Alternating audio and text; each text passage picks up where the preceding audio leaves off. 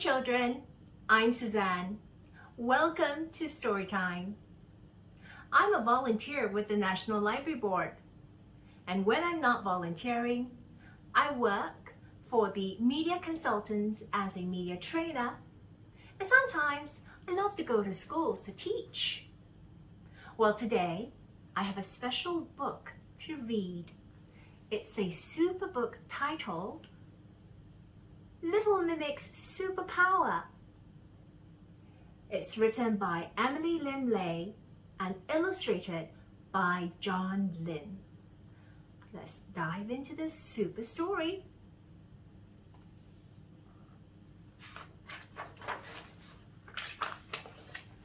Little Mimic's Superpower. In the ocean's belly, a hatchling broke free. Little Mimic wriggled his body and stretched his arm. He looked around his watery world with wide-eyed wonder.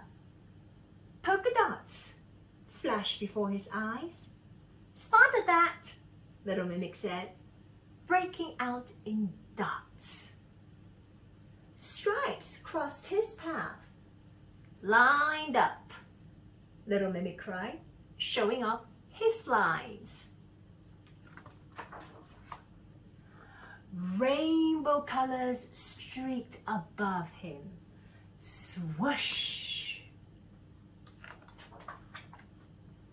"Coloring out!" Little Mimic gushed, bursting into multicolor. "Wowee! But what's the point of this superpower in me?" Let's find out. Out of the blue, a damselfish nipped at him. "Yikes!" Little Mimic yelped, darting into a coral reef. The damselfish swam back and forth, searching for him.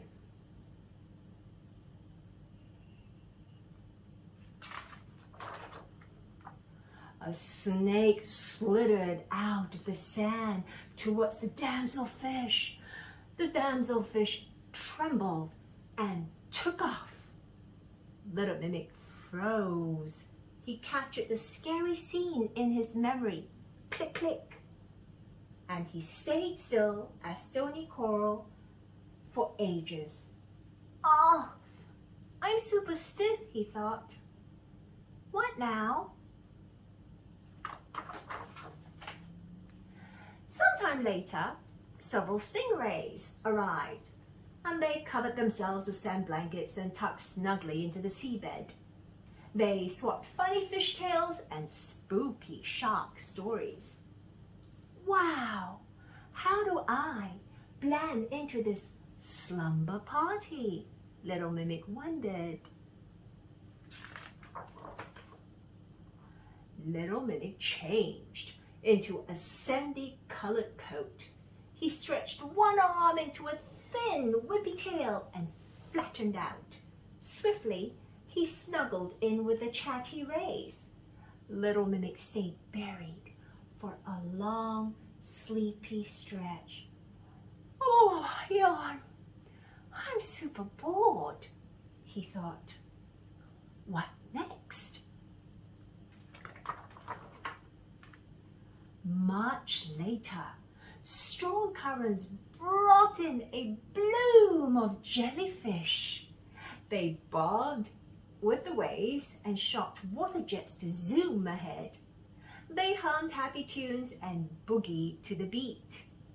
"Wow, how do I blend in with this fun parade?" Little Mimic wondered. Little Mimic changed into a sunny-colored coat. His body turned bell-shaped and his arms trailed behind, and sneakily he snuck into the pulsing procession. Little Mimic followed along for a long, tedious stretch.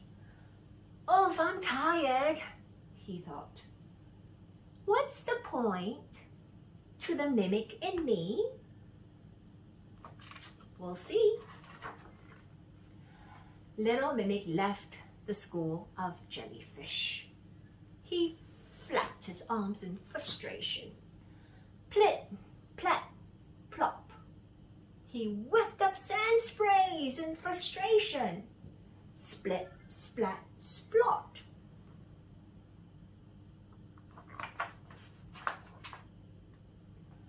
Out of the deep, a big fish zeroed in on him.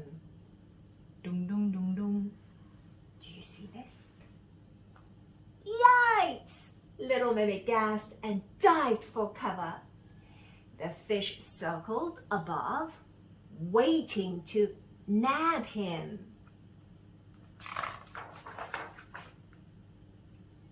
Where have I seen this fish before? Little Mimic wondered. Little Mimic dug into his memory. He thought deeply. Ah! I remember. I know what to do. Little Mimic tapped on his superpower and morphed. He changed color, he shifted shape, and he mimicked the movement. Little Mimic stuck two stripy, slithery arms above the seabed, and he lashed them fiercely about like a poisonous sea snake. The damsel fish shivered and sped off.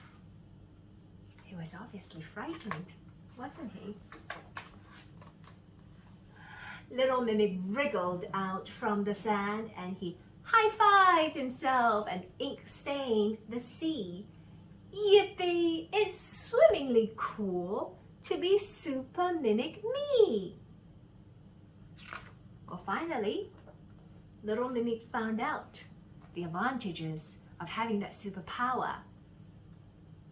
At the back of the book, you can read more about the mimic octopuses. So the next time you go to the library, do look out for this book, Little Mimic's Superpower.